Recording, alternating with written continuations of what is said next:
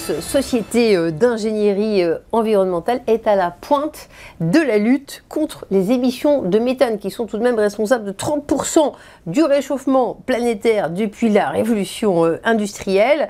On en parle avec Antoine Rostand, le président et cofondateur de Kairos. Antoine Rostand, bonjour. Bonjour Fabienne. Bravo, parce que votre société Kairos est primée dans la catégorie ESG, dans ce trophée des futurs licornes. Qu'est-ce que ça signifie pour vous, cette reconnaissance? Vous aviez déjà eu un prix il y a quelques années, mais c'est vrai que la dimension ESG vous convient tellement avec cet impact environnemental que vous avez.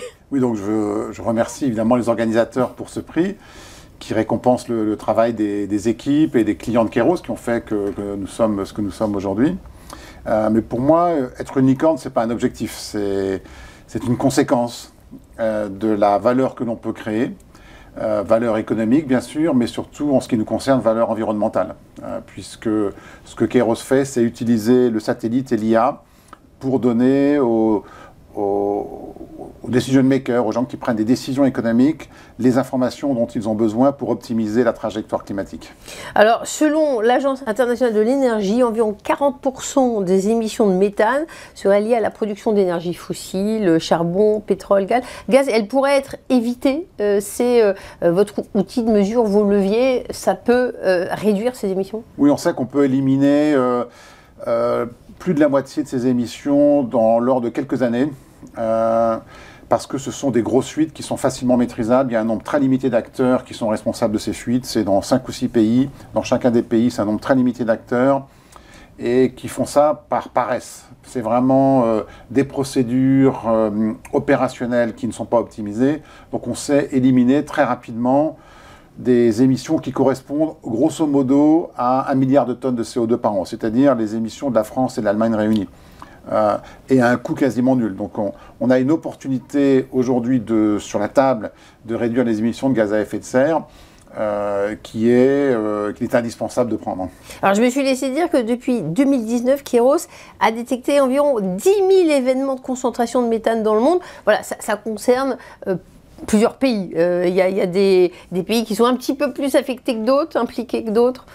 Les grands pays émetteurs de méthane, c'est les États-Unis en premier, c'est les premiers. La Russie, le Turkménistan, l'Algérie, la Chine, l'Australie. Donc là, on couvre une très grosse partie. Après, il y a l'Irak, l'Iran, mais c'est un nombre très limité de pays. C'est une dizaine de pays en fait qui font la quasi-intégralité de ces grandes fuites. Et pour bien expliquer, elles interviennent quand il y a un défaut, un problème de pression sur un gazoduc, c'est des choses comme ça? Voilà, ça peut être lors d'une maintenance sur un gazoduc. Donc là, c'est vraiment volontaire. C'est qu'au lieu de brûler le gaz ou de le réinjecter, on le lâche dans l'atmosphère. Donc c'est vraiment une décision volontaire des acteurs. Ça peut être quand il y a une surpression sur un élément de transport. Et dans ce cas-là, il y a du lâcher de méthane. Encore une fois, c'est des procédures, on pourrait le faire autrement. Donc c'est à chaque fois une conséquence des pratiques opérationnelles des opérateurs. Plus que jamais, le secteur de l'énergie semble au premier plan. Donc il y a vraiment un besoin de transparence, de données fiables. Il n'y a pas tant de sociétés que ça qui sont capables, comme vous, d'avoir noué des partenariats avec les agences spatiales. Et puis vous fournissez vos données à l'ONU, Commission européenne, c'est bien cela? Oui, sur le méthane. Pour nous, c'est un bien public, c'est-à-dire qu'il est important que les citoyens, les ONG, les investisseurs soient au courant des acteurs qui ont des pratiques qui ne sont pas acceptables. Et donc, ces données-là doivent être financées par l'argent public. En l'occurrence, c'est les Nations Unies, c'est la Commission européenne, c'est des États qui nous financent et on met ces données à la disposition du public. Vous êtes complètement dans l'air du temps, si j'ose dire, puisque votre modèle de détection doit prendre des milliards de données. Vous fonctionnez avec l'IA, le deep learning, sans aller trop dans le détail. Vous pouvez nous en dire un petit peu plus? Les satellites qui sont utilisés sont des satellites dits hyperspectraux, où il y a des centaines de bandes donc